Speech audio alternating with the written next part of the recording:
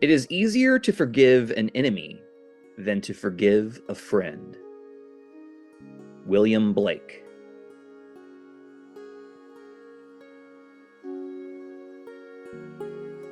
The Dragon Pod from Bending Not Breaking. Book 6, Stars, Chapter 7, The Red Wedding.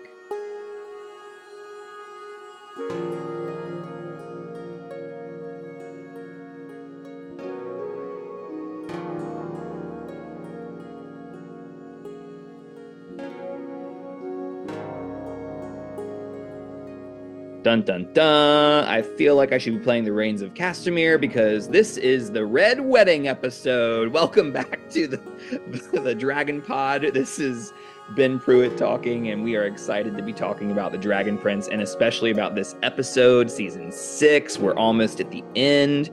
And I'm really thankful that y'all are listening and forgiving our kind of spaces between episodes. It's been tough to record and get through all of these things, but we're here and we're having a great time. And thank you for listening and being here. Speaking of thanking people for being here, I want to thank our guest for being here, and thank you all for welcoming Rena Anakwe, uses she, her pronouns. Amazing artist, interdisciplinary, performs, an aspiring harpist, poet, healer, works primarily with sound, visuals, and scent. And so explores a lot of intersections between traditional healing practices, spirituality, and performance, and lots of really neat performances in the New York area. And we invite you to check out A Space for Sound. We would love to hear you check all the cool things that are happening over there, and I'm sure Rena would too. You probably most know her for her being the voice of Janai in The Dragon Prince, and she has joined us before, so go listen to her prior episodes because all of the wisdom that comes out of her mouth is lovely. Rena, hello, welcome back. Hello, thank you for having me back. Oh, it's Thank you my for the pleasure. lovely intro as well. Thank you. Yeah, of course. It's our pleasure. I was gonna ask, are there any like projects that you're currently working on that you want to promote while we have people's attention? Yeah, sure. So I am currently in a piece by artist Jonathan Gonzalez called Spectral Dances, which is every Saturday and Sunday at the Academy of Arts and Letters. That's uptown in New York. And yeah, the piece is about 4 hours, so it's a durational piece that we're doing with an ensemble cast of 6 of us. And yeah, you can come through. There's also some other exhibitions that the Academy of Arts and Letters is having, as this is the first time that they're opening the Academy to the public. So there is an exhibition I know by Wadada Leo Smith and Raven Chacon, and there's one more artist, and I apologize for forgetting her name. But yeah, we're going to be there until the end of the month. And on the 26th, there's an artist talk with Mario Gooden. And yeah, people can come through. It's free. You can come and, relax through it. You can leave, you can come back. It's kind of a piece that really demands introspection, patience, and just playing with the architecture of the space and working on a practice of deadpan, which has also been a really, actually, it's been a liberating experience not having to emote for entertainment in a way, but Yeah. then having that interiority be present. So yeah, that's the piece that I'm working on this month. So Awesome. Well, cool. I hope everybody checks it out. That's a really exciting adventure. yeah. I realize that most of the recording has been done for the Dragon Prince now at this point. But I'm curious, like, what feelings came up for you as season 6 released? Was there anything that came up in terms of your Mhm. inner talk about introspection? Anything that came No. up for you? What? I was so hyped. Like, I just feel like, I'm we had to keep all these things to ourselves as things are Yeah. happening, to allow the real time progression of things happen. And I really felt like this season, especially between Kareem and Janai, is so important for where things are going. But I also was like, like I knew things were gonna turn up, and I was so hyped when it dropped. I was like, oh, it's about to go down. And also the wedding. Oh my gosh. Yeah. So I just, but I had to keep it to myself and everything. So I was really excited for everyone to get to finally see it. And it's also so beautiful. There's just like the animation and the storylines are really progressing, I think, for everyone. And things like the stakes are getting higher.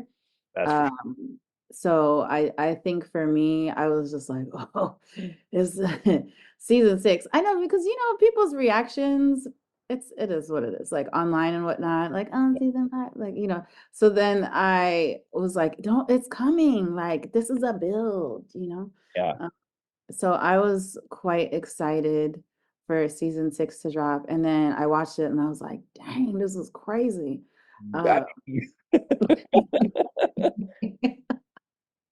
oh, yeah.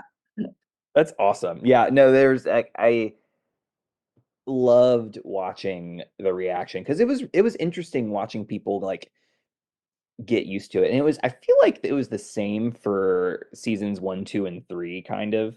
Like Yes. season 1, people were like, The Dragon Prince, cool new show. Not sure how I feel about it. Season 2 is like, oh, this is pretty good. Season 3 was like, whoa, this is amazing. And it was like the same progression for 4, 5, and 6. It was like, 4, I don't know how I feel about it. I Yes, that was like it, but I don't know. And then season 5 is like, oh, things are here we go. And then season 6 is, oh, it's like the all of the memes start popping up and yeah. like allow the show to build and really tell a story, right? Here Yeah. we are. It has built up and Oh my gosh. Like it is at a place where when the season ended, I was like, wait, what? Like, what's yeah, going what's going on? There's just also just even just the opening, like episode 1, like yeah, there's so much I think too that is revealed about the characters, especially like the characters that are quote unquote villains. You know what I mean? yeah, Where absolutely. we're seeing that, as I talked about before, the interiority, and even you could say, I mean, in a way, I guess this is the only species that we have to relate to, but the humanness, in a way, or the humanity. I mean, I'm sure elves have a different term for that, but I don't know what it is. Yeah. But Elf. I would even say like the heart behind everyone. I think that's more what it is. It's like, Yeah. oh, these folks are in this place or are acting from a place because of things that happened to them, Yeah. and these are the specific things. And there's a lot of heartbreak that I think occurs throughout this season specifically, and that gives us insight into why people are moving through the world and the way they are, why they're, especially with this episode, I really think you see the tribalism that is flowing through this, like through this time for all of them, and why there is this tribalism occurring. But then there's also this other side that is also about unity, Yeah. right? And so but I think that people are often operating, or characters are often operating out of places of fear, and so then they're acting on those fears, and then You're here. yeah. Yeah, I mean, there's so much. I'm excited for us to dive into it in a minute. Absolutely. But before we do, I want to kind of treat you as the primal source that you are, and invite like any sort of recollection or anecdote or fun fact about like the making of this episode or the recording of it or anything that you remember about that day. Could be Think well back worth and I'm like, oh my gosh, when did this happen now? 3 years ago. I'm like, is that when we did this? I just know when I got the script, I was like, what? Like Yeah, just the first read, I was like, oh my gosh. Like yeah, also there's a lot going on in terms of emotionally, like to be on your wedding day and then get pulled out of it and you're in battle. I was like, this is a really big jump I energetically. yeah, your boy's going to be talking about that later because this is a moment we're going to be having a little crunch time around. But Okay. Uh, yeah, I digress. Okay, so we in the preliminary planning for this episode, we were tossing around ideas for lenses, Yeah. and ultimately we landed on the lens of betrayal. And so I wanted to get a little bit from you about like what does betrayal mean? What does it mean to you? How do we kind of get a sense of like a so that our listeners can kind of hear the perspective that we're coming from when we're talking about it? Hmm. I feel like hmm, it's a letting down and a breaking of trust in a very visceral way that breaks a bond or uh, yeah, or like a relationship that you had formed with another person. That's what I think betrayal is. Yeah, and I think what I'm hearing is there are you can break someone's trust, but once Right. you label it a betrayal, it Yeah. feels like there's more on the line here. It's like not just a minor breaking of trust. Like is there such thing as like a minor betrayal? Uh, Right. and I use quotes there because people who are listening can't see me do that. But Mm. yeah, like thinking about this being a breaking of trust that also affects the relationship, Mhm. right? That seems to be a part of the like the definition from like a Merriam-Webster doesn't really cover that. It's just like a violation of a person's trust or confidence. Yeah, which And I think it's like you said, it is deeper than that for sure. That is also a severing. I think it's a severing of a relationship and of a thread that you wove together with another person, yeah. or yeah, or even an institution, or I think of different things like when people get let down by, say, like even organized religion Oh, in yeah. a way too, right? Or even like say you're part of some kind of like spiritual group or whatnot, and it is really a severance of that respect and of that love and relationship that you had formed with that other person or being or Yeah. yeah or group. I was looking up the etymology of the word, and Mm, it has like 17 different roots, of course, but it starts from Old French. Then, if you go back further, it's Latin for tradere, which is to hand over, and mm, its essentially original use was to hand over to the enemy. Um, and so it's an interesting like think about like you are handing something that I trusted you with and giving that and putting me in vulnerable hands to someone else. mhm, And I think that like it's an interesting way to put about it, words, when it comes to thinking about this mhm.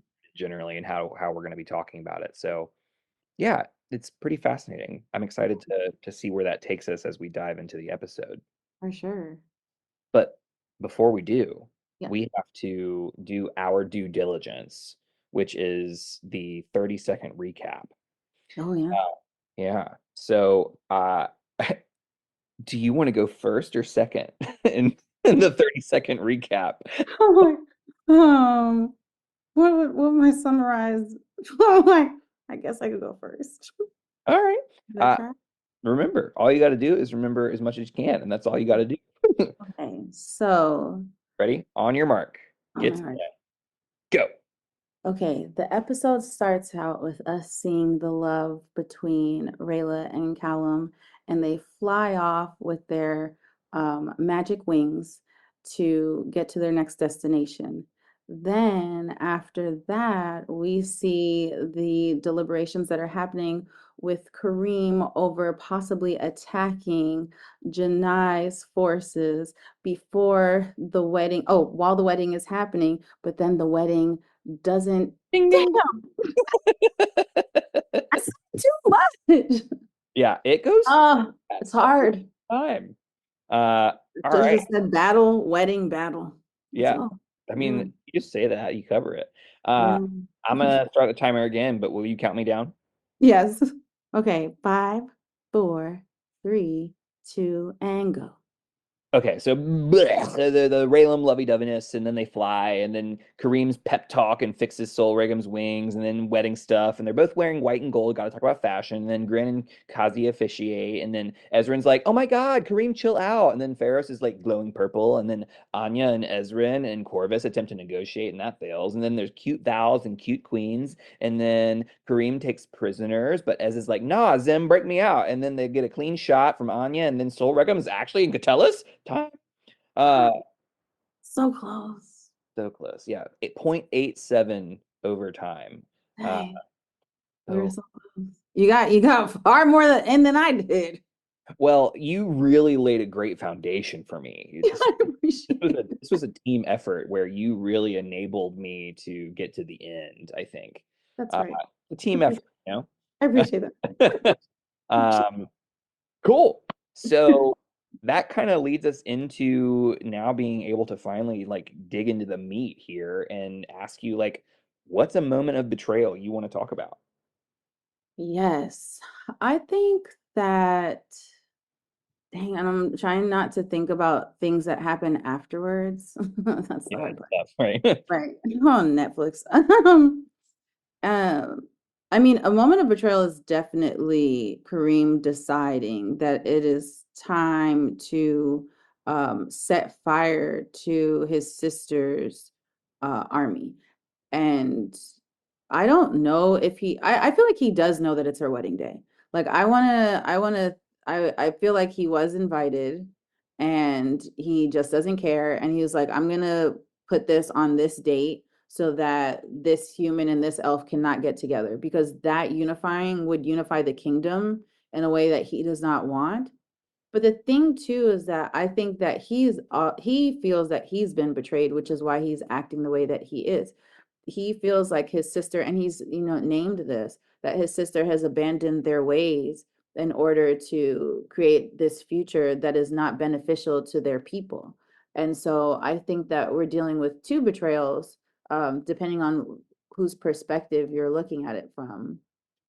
Yeah, I mean, it sounds like we're leaning right now into Kareem's perspective, which is like if we put a label on it, it's the betrayal of the queen against her people, Mm-hmm. and the way that like Kareem is kind of embodied that, but also the betrayal of like it's interesting that you say that he was invited to the wedding because I didn't even cross my mind that he would have been invited. So part of me is like still processing whether that what that feels like to me.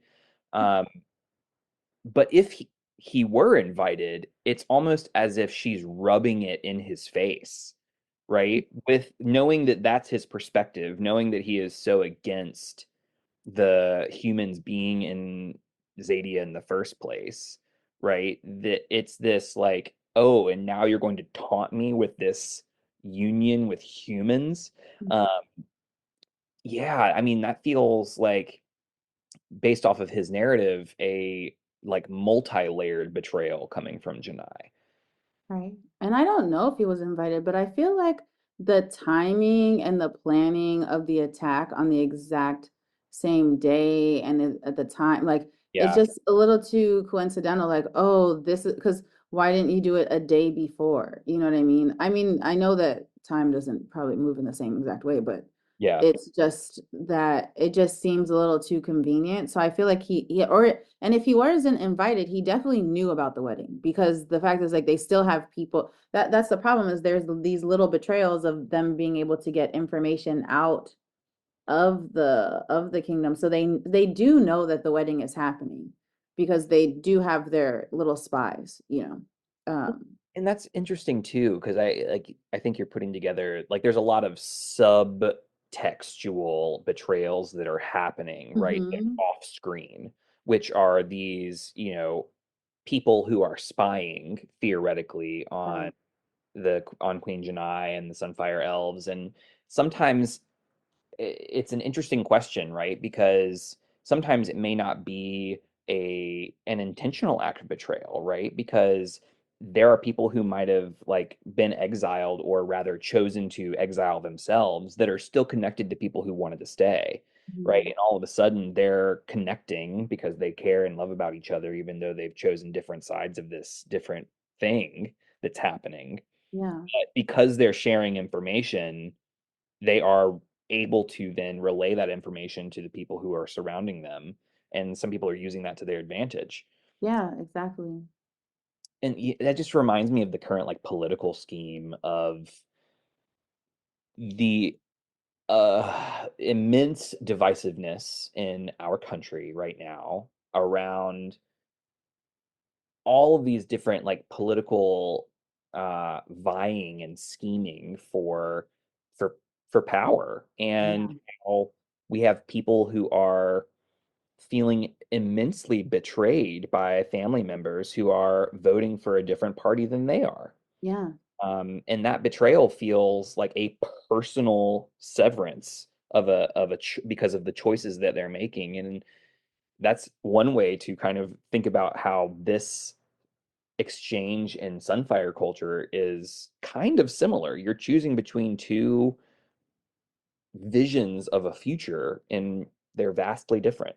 Absolutely. And I think even further than that too, I think with the leaders that are representing these two visions, people are feeling like one is betraying their, yeah, their vision as well. And even like the people that decided to, like the people in exile that decided to form this new faction, those folks felt like their leader had betrayed them and was not doing the things that they were promised or that they have known their kingdom to do.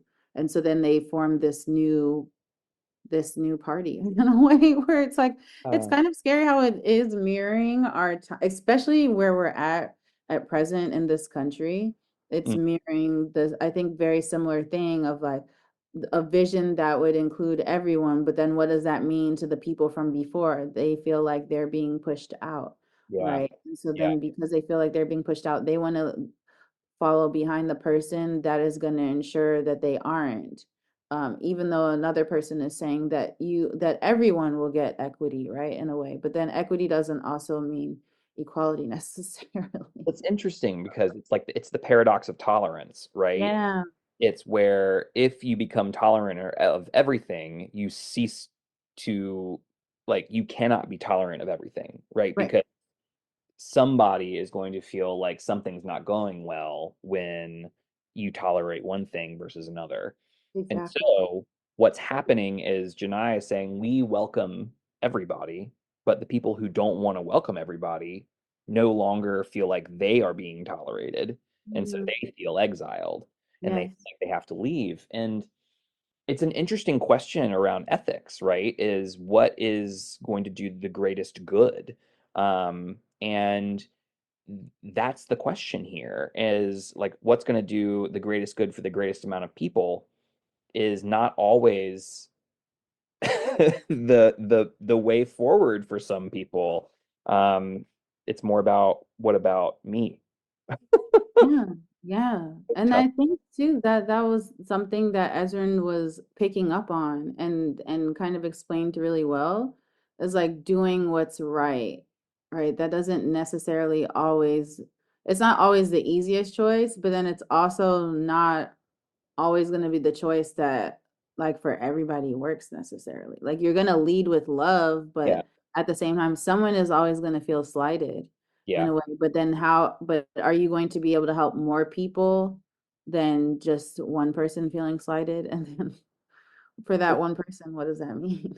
Well, it's super interesting with Ezrin's this whole Ezrin thing is fascinating to me because Mhm. going back off of our original conversation with Kareem feeling betrayed because of the union between elves and humans, like Ezrin showing up not with any elves, Ezrin, Queen Anya, who is another human, and Corvus, who is another human, showing up to negotiate with the elvish supremacist is a wild choice. Elvis. And so, like, I mean, tell me I'm wrong. No, but you're actually not, because also his reaction totally made sense because it was like, okay, first of all, y'all are insulting me because you sent a child. Like to him, he yeah, doesn't even recognize. He's like, I don't recognize humans. So now you're telling me this kid is a king, and so I'm supposed to feel some certain way about that, like, oh, the envoy is royalty, right? That yeah, doesn't register to him. But not only that, you didn't send any else, which I think is actually insane. yeah. Well, it's a wild choice, right? It to me, what that shows is either severe oversight on Janai's part, right? And granted, it was Ezrin who wanted to go. Ezrin was the one who was vying for this, not Janai. Right. But like, if I were to send an envoy to negotiate with people who do not like humans, I probably would not send a human. Exactly. And also by himself with a human guard. Like, because then it's like a threat. It feels more like a threat, like, oh, y'all are threatening us instead of really trying to talk. And I mean, at that point too, I think there is something that in the sense it's like, okay, this is in the middle of their marriage. It's brother and sister. Sometimes with your family too, you have different ways of operating than you would, like, say with a stranger or somebody else who's not in your family. Because I think there's a lot, especially just like between Janai and Kareem, where it's like one of each of them are saying like, this is how we need to do things because it's better for everyone. But they're both saying that, right? So her even just being like, okay, fine, Ezra, you go, is kind of like, well, he needs to get used to it. You know Yeah, what I mean? Like, this is yeah, how things need to be so that everyone is okay. And he's like, are you freaking kidding me? You're still not listening. So I feel like that's also kind of an underlying part of it as well. You yeah. know. Well, and it's just interesting too because I think what this is telling me, right? If I'm like, what am I walking away with in terms of the learning here?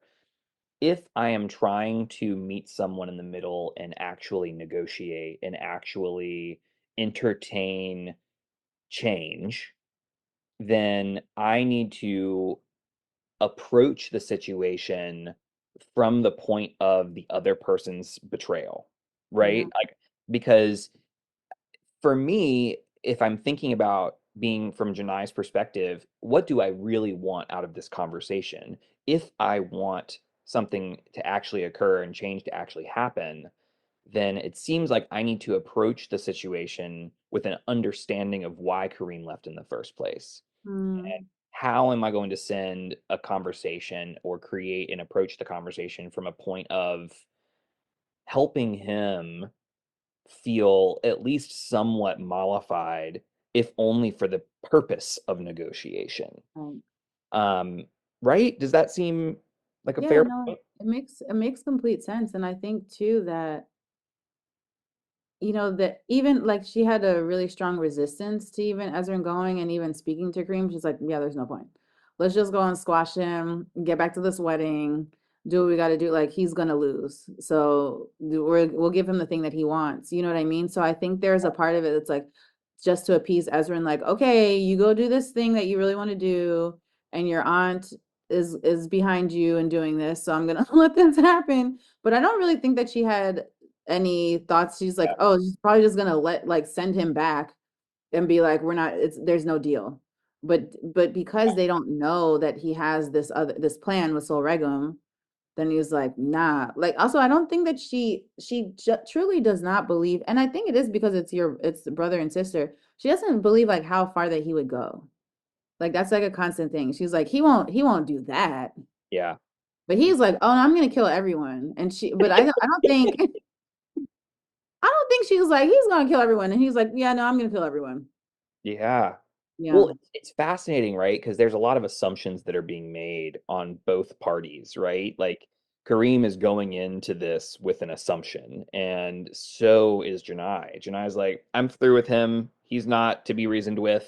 There is no like he's in a way, it's like he's just being stubborn and doesn't see things rightly. Hmm. And I'm just gonna go, curb stomp his army for a second. And and then he's like, I'm gonna play on that arrogance, right? You think you're gonna be able to just play with this, and I'm gonna be like, let me show you what's up. And it's just a really wild ride to think that that wouldn't be questioned, right? Why would Kareem show up today with a smaller army and Mhm. provoke me today, Right. right? Right. There was just no filtering on either part of like a backup plan. And I just Yeah. like I wonder about that because it feels arrogant on both parties' sides. Yeah, for Um, sure. and I don't know, like, is that a question for the lens, right? Does feeling betrayed cloud our judgment in a way that Absolutely. makes us come across like lose our humility in a way? Yeah, absolutely. I mean, I think that that's also behind a lot of decisions that are made, unfortunately. When people, feel betrayed, then they can't think and operate out of like a healthy place, right? Because you're operating out of the place of hurt. So because you're operating out of the place of hurt, there's a lot of thinking that goes out of the window. And I think in both of their cases, there's a lot of thinking that went out the window. Like how I don't know how Kareem thought that Sol Regum was to be trusted. Like what? Yeah, He yeah, he's so angry and so mean from jump that I was like, and yeah. then unfortunately, like even the thing that he wanted healed, right? He was like, am I allowed to curse on here? Okay, yeah. He was like, fuck the eyes, like get my wings going. Give Like me my wings. I know because the thing was like, and then for the little operator to get bit by Arvis, I was like, that damn worm got him. Like it just, I was Damn so worm. upset. That damn was biting everybody, ruining everything. You know what I mean? But I mean, from my perspective as Janai, I'm like, oh thank God, like I don't know what happened. But like Yeah. as a viewer, I was like, dang, like they really. I also wonder if Sol Regum would have like even if he hadn't been um like is now being controlled. Like I wonder though too, have um would he have done followed through? I don't know what type of dragon because Like he has a interesting, right? yeah, I Because wonder. he was talking about like in prior seasons, he definitely loathed humans, Yes. right? But him working with Kareem to theoretically go after more elves was an interesting choice. Part of me, like it, it's not revealed in this episode, but knowing what's coming, Yeah. right? It's unclear. Like they show that Pharos has been, bit by this worm, but it's Mhm. unclear whether Sol Regum is. It to me, it feels like Sol Regum's in control, and Yeah, because Sol I Regum, understand that that's the eye. Like Pharaoh's yeah, is assisting, but Pharaoh's isn't in control of yeah, him. Like he's just serving as his eyes. So yeah. he's just helping him to fly, like to where he needs to fly. So maybe he doesn't know, but I mean, he's a dragon, right? He can feel changes in humidity Your boy knows. and Yeah. temperature. Well, and You that's the thing. know, He, like, he felt. I think, and it's based off of the conversation that we hear, spoiler, from Aaravos talking mhm, to Regum later. It, right. it's this sense of like, yeah, I gave you everything you wanted, and you fell into my trap exactly as I planned. And so, Yeah, like, it feels very much like Theros being controlled by Erebos was him not interceding and going back to tell Kareem about this. right, right, Um, right. More so than it was Sol Regum being controlled and taken to Catullus. Uh, Right, because I'm like he's not it's like he's not controlled. He's not being controlled. Like he's not corrupted until, later, but he like only Pharaoh's at that point is corrupted and I'm like I kept wondering about that. I was like, nah, he didn't want to do that anyway. I was like, he was yeah, like, oh, good, they fixed my wings. I'm out of here. And because the thing too is that there have been so many violations of pacts as well, which is also more betrayals, right? Those two, him and Kareem, had made a pact, and so also knowing in like that world and I would say that culture, these are the things that you're supposed to do, and they agreed on it, like they shook on it, what and whatnot, and then Yeah. he betrayed him again. So then Kareem is just, I'm sure his little heart, his little sunfire heart is just Well, it's cracking. kind of fascinating to me too, because in a way, it's the betrayals and the dark magic, right, is what Mhm. enables Aaravos to gain control of you Yes, some way, shape, yes, or form. And it's these betrayals that allow you to be more easily manipulated, right? And yes. so there's a bigger metaphor here around like when you betray people, you are giving yourself over to further quote corruption. Uh, Yeah.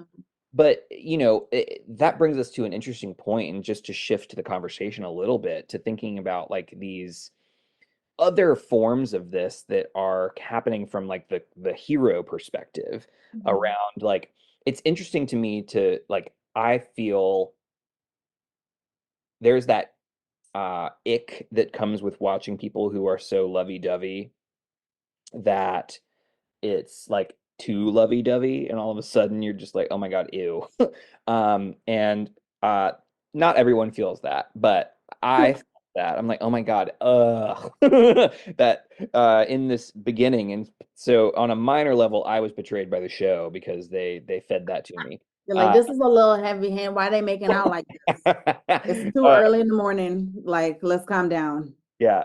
Let's, but I Man, also, but I think there's something valuable in what you're saying there, because remember, there is also a cover up in a way, right? yeah. And that betrayal does leave an opening of allowing oneself to be vulnerable, to then be more susceptible to violate their core values. And I Yeah. think that's really what's behind it. Well, and it's interesting too because the reason it took so long to get to them being this lovey-dovey is because of those betrayals. Like Rayla left him, Yeah. right? She was in pain. She had Right. like understandably left for a reason, and had like whether that reason was valid or not is up for people to discuss. But like she had a reason to leave.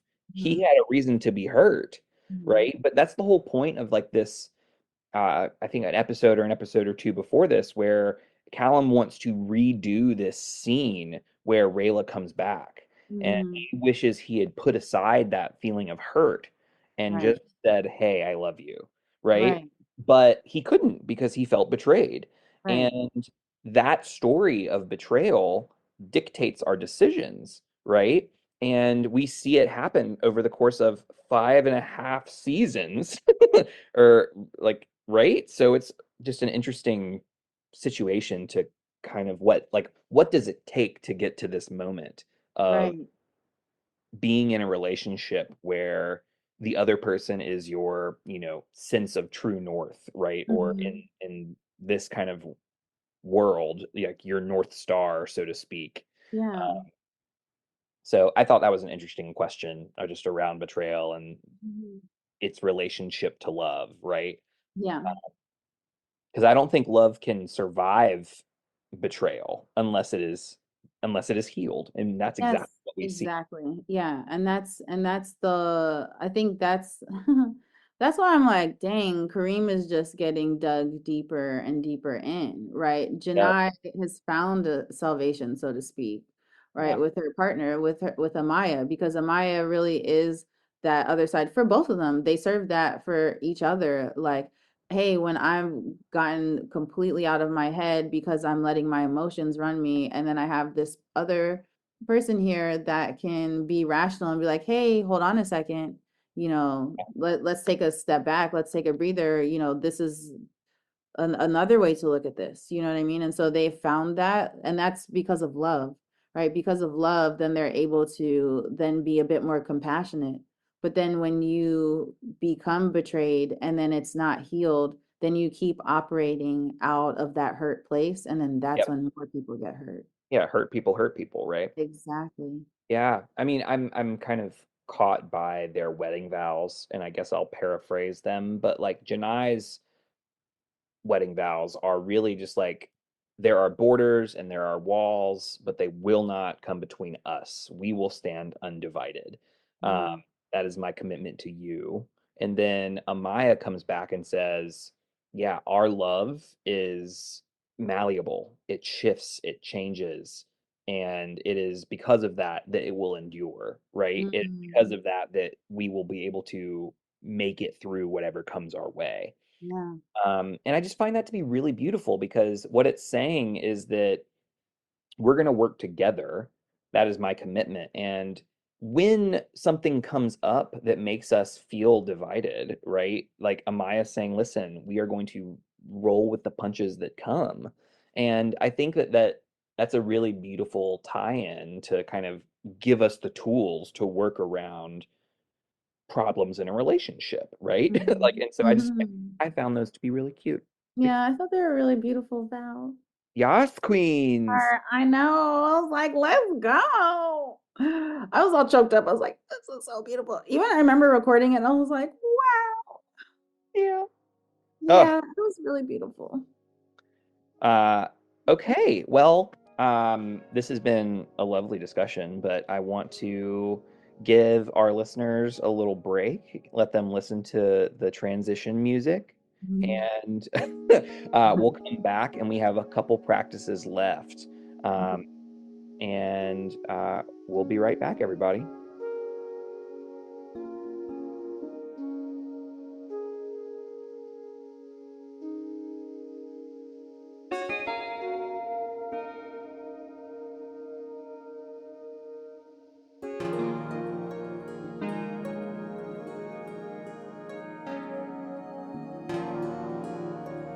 Welcome back, everybody. We're so excited that you're here, still listening. This is there are three sections of three when there are nine. So 9 divided by 3 is 3. And so this is the first episode of our third section. And therefore, we have a new sacred practice that we are doing to round off the end of our season. So we did some part days, we did some fun things like with Lectio Divina. And now we are going to branch into a new practice. And this practice we have done before on the pod, but I want to tell everybody about it again. It is called florilegium. And that stems from a Latin phrase or a Latin word. It is the plural for florilegia.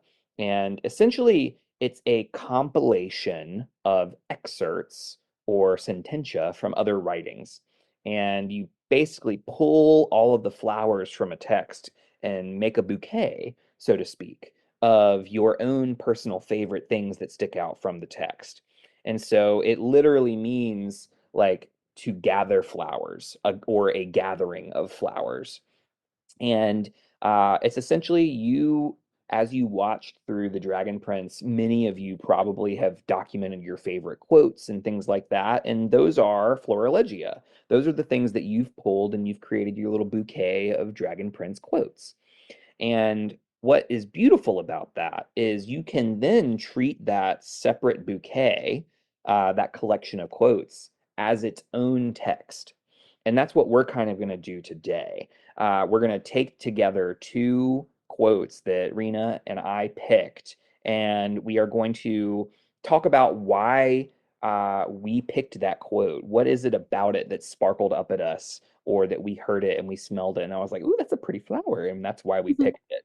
So we're going to talk about why we picked it, why it stood out to us, and then what we're going to do is we're going to put them together and see if they affect each other at all and see if we can arrive at perhaps a new meaning. But before we do that, I want to invite you, Rena, to share your quote with us. Um, and you have picked a quote, um, and it's available for everybody to hear. And I'm excited because I have a quote and you have a quote, and we theoretically have not put them together before. So, whenever you're ready, I will invite you to share your quote. Okay, the quote that really stood out to me this episode was from Amaya. Just because all you see is clouds doesn't mean the sun isn't shining. Oh, this is so good. And this was from, Kazi. in the beginning was like doing the sun's blessing, and the sun was out and it was lovely, and then the clouds were like, nope, sorry. Yeah. It's not And happening. Yeah. they paused it, and then Janai was like, we're not waiting anymore, stop Yeah, we that. can do this. Let's go. Let's go. um, And also that was also, it simultaneously was kind of like a foreshadowing because that burst and the plume had happened yeah, because of Kareem calling on the sun with yeah. Liana, right, to heal the wings and everything. So it was like, Oh, yeah, this was a bit of foreshadowing, like they didn't know what was going on, but then love came through again. yeah, well, and it's interesting too, right? Like, I love this idea that just because all you see is clouds, right? Just because the clouds are there doesn't mean, like, literally it would be dark. Right, which is so true. You know, when you're on a plane and say it was raining when you were down on the ground or something, or it was really cloudy, but then when you get on the plane and then you go above the clouds and you're like, oh my gosh, it's sunny up here. Yeah. And I always have to remember that. I'm like, oh yes, the sun is still there. Maybe a cloud just moved in front of it. And then maybe Well, the clouds move out. yeah, it reminds me at summer camp, one of the directors who is all about safety would say, make sure you're still wearing your sunscreen because the sun is, Okay. Oh yeah, it will still sunburn you, baby. It's still yeah. gonna happen. Yeah. And that's so true, right? And so in the same way, this is like carrying this like metaphorical quote of kind of representing a Maya. It's a Maya who says this, right? It's Grin who says this aloud, a Maya who signs this. But it's this idea that this is kind of representative of her vows, right? Where Hmm. like, and we haven't heard them yet at this point in the show, but she's the one who's saying, we're gonna roll with the punches. We can move, we can do okay with change. Right. Right. Um, I love it. I love this quote. I love that quote. Um, I picked a quote from Prince Ezrin. Um, and this was a little more pointed, but it's almost as if before this quote, he is reasoning with himself rather than reasoning with Kareem. And then he ends by saying, do you love your sister, Prince Kareem? And it's almost as if he figured it out. Like he was trying to figure out, like, why would you act like this? Why would you act like this? And then he's like, okay, let me try going about it this way. And he Hmm. asks him, and that was the first time that Kareem actually gave a non-smug response to Right. the conversation. Yeah. And it's when he actually began to question what he was doing. Hmm. He was like, "Of course I love her." And then it's like he actually thought for a moment, and there was this like, "Oh, Yeah. interesting. There's some cognitive dissonance here. This is what we're Right. trying to create." Uh, Right. so I thought that was a really powerful question, Yeah, I which is agree. It stopped him in his tracks. He was like, "What? Like, why would you ask me that?" yeah, Yeah, exactly. right, it is a valid question. It's like so you're about to do what? You're Yeah. about to just wipe them out, but you love your sister, right? Yeah. Right? Yeah. Well, and it's interesting, right? Because his immediate reaction was like, "Of course I love her. Right. Like, you're about to light her on fire." Okay. Like, We don't know if people are coming back from that. That's a dragon. That's not just little, you know what I mean? That's not the regular fire, sunfire, L fire. That's not heat being mode fire. That's dragon fire. That's different. yeah, for real. Okay, that's very different. And also, I think because Ezrin was trying to, weave this thread. I keep using this analogy, but yeah, really trying to create this connection between him and Kareem and Hmm. understanding, talking about love and how leading with love is a choice, right? He's like, but if you love your sister, then you can make a choice to choose love instead of violence at this point, right? Here. Yeah. Yeah. So amazing. We kind of have an idea of why you chose your quote, Hmm. and we have an idea of why I chose mine. And what I want to do now is treat these two quotes together as a text. And so I'm Hmm. gonna read them in reverse order just for shiggles. And I want to see what that does and how it changes how we receive the quotes. And so Hmm. I'll read them together. Do you love your sister, Prince Kareem? just because all you see is clouds doesn't mean the sun isn't shining. Yeah. Damn. Yeah. So, like, how does that change the effect, right? What do you hear when we put those two together? Hmm. That's powerful because he's saying just because you're seeing all bad now doesn't mean things can't be actually good. Like just because you're only able to see your perspective and you think this is terrible for the elves, for the Sunfire elves, doesn't mean that, everybody being together and growing and building and evolving can't be a beautiful thing. Because Yeah. maybe this is the goodness that is behind all of this, but you're not seeing it. Yeah. Well, and the way it reads too is it sounds as though Ezrin is saying the whole thing.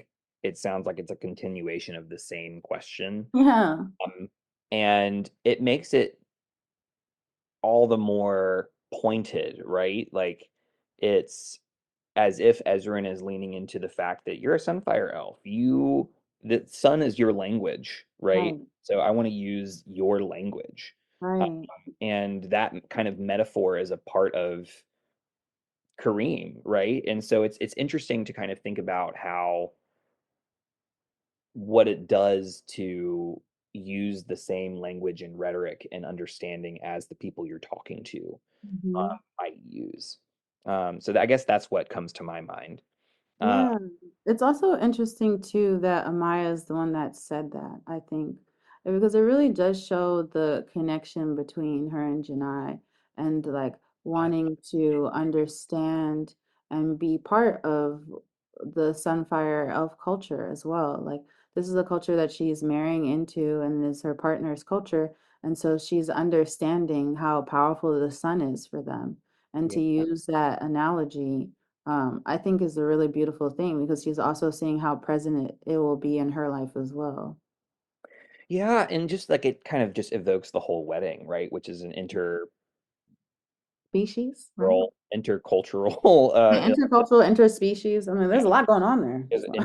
interrace, not race. Yeah, it's interracial as well Like too. There's a lot of blending that is like beautiful blending that's occurring. yeah. And it's just like the enmeshment of all of the things is creating Mhm. a unification in a way that is I think also what it does is it just to bring it back to betrayal for a second, is it I am handing you something that you now have capacity to, ruin me with, right? Mhm. You now have the, metaphorical key to my destruction just Right. by handing you this vulnerability of being with me in this way, sharing of these things. And it says that this is a commitment ceremony in which I trust that you won't betray this, Hmm. which is it's a beautiful thing. That's kind of neat.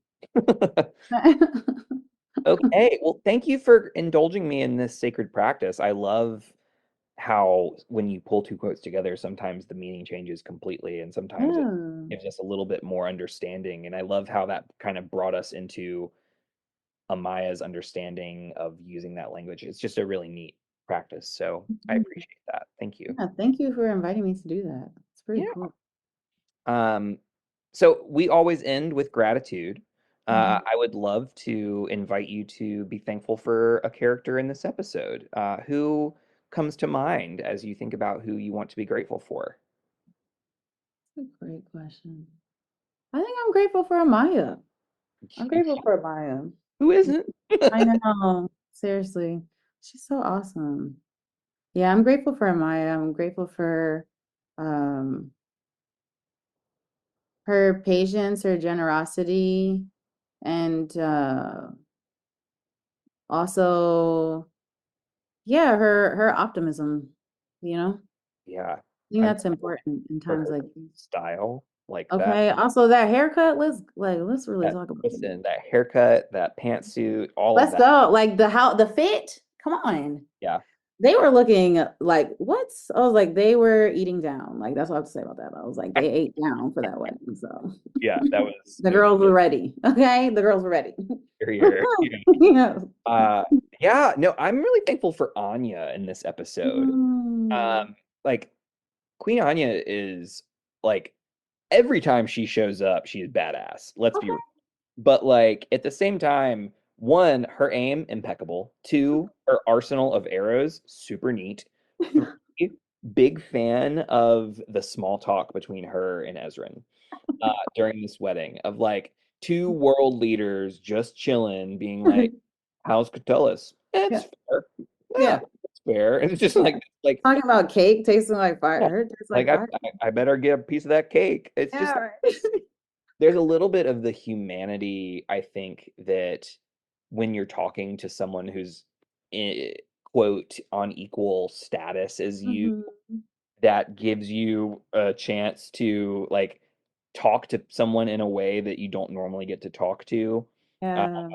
and I don't know, I felt like she was giving Ezrin a little bit of that. And Ezrin was like meeting her there. And so I don't know, it just felt like she was very supportive. She was very eager to be present and not just sit idly during this Right. like literal war that's happening, Yeah.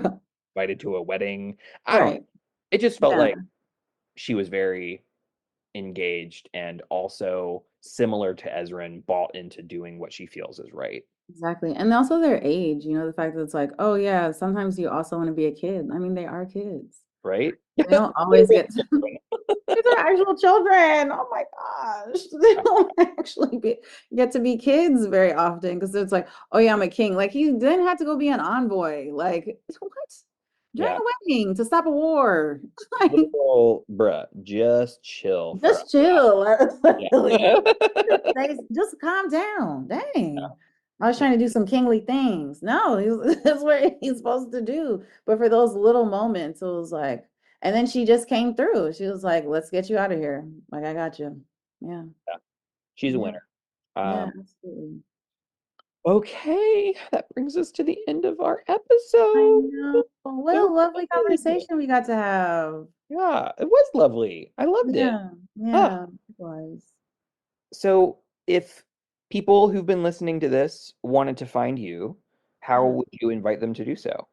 I'm on the socials. I'm not good at it because I'm definitely feeling that fatigue that everyone was always feeling, the monster of social media. But I am on the Instagram. I'm not I was quite active on Twitter, but I've deleted it. I also have stopped Twitter. Hear that? Yeah, so yeah, it's not good. It's very unhealthy on there. And yeah, I'm not enjoying it. I just deleted this week, so I'm like, we'll see how this goes. But I'm signed out on the computer as well. But yeah, so I think probably Instagram is really where I'm the most active, and I'm not quite active there, but I'm always randomly on there, and my website. I don't know. I'm guessing I'm not as online as I used to be, but I think that that's where people could find me.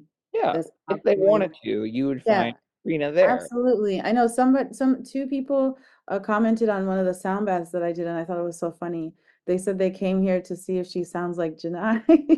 I That's was all. like, this is hilarious. This is like, Thank you for supporting my work, even if you yeah, thank to you. hear that. Yeah, I know. I'm like, I'm not talking in Sunfire Elf dialect, so but it is me. She is me. Especially But when you can, right? Amazing.